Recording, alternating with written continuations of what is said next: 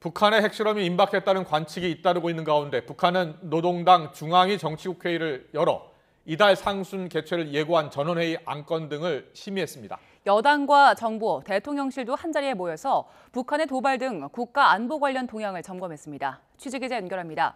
홍주혜 기자. 네, 통일외교안보부입니다. 네, 전원회의 안건을 심의했으니까 이제 남은 건 개최겠죠? 네, 지난달 북한은 6월 상순에 당 전원회의를 열겠다고 예고했습니다. 전원회의는 당대회가 열리지 않는 기간 당의 모든 사업을 주관하는 최고 지도기관인데 곧 소집될 것으로 보입니다. 이에 앞서 당 중앙위원회 제8기 제9차 정치국 회의도 어제 진행됐다고 북한 노동당 기관지 노동신문이 보도했습니다. 중앙위원회 정치국 상무위원회 위원들과 당 중앙위원회 정치국 위원, 후보위원들이 회의에 참가했습니다. 김정은 국무위원장은 불참했습니다. 노동신문은 회의에서 전원회의 토의 의정을 결정하고 전원회의에 제출할 보고서 등 중요 문건들을 심의했다고 전했습니다.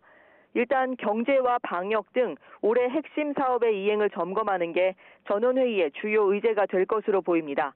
하지만 북한의 7차 핵실험이 임박했다는 관측이 잇따라 가장 큰 관심은 핵실험과 관련한 메시지가 나올지에 쏠리고 있습니다. 북한의 도발 수위가 계속해서 높아지고 있는 가운데 이른바 당정대, 여당, 정부, 대통령실도 관련 동향을 점검했죠. 네, 오늘 오전 국회에서 국민의힘과 정부, 대통령실 간 안보협의회가 열렸습니다.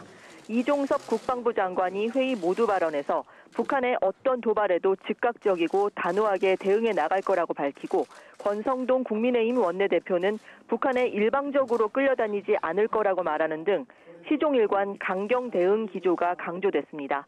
회의가 끝난 뒤 권 원내대표는 현재 풍계리에서 핵실험을 위한 정비가 이뤄지고 있다는 동향을 보고받았다고 설명했습니다. 북한의 7차 핵실험 시기에 대한 언급도 나왔습니다. 신인호 국가안보실 2차장의 말 들어보겠습니다.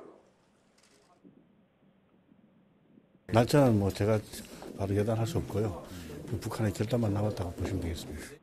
모든 준비는 끝났고 시기만 저울질하는 것으로 판단한다는 얘긴데요. 다만 핵실험 징후에 대해선 구체적으로 밝히긴 어렵다며 말을 아꼈습니다. 지금까지 통일외교안보부에서 전해드렸습니다.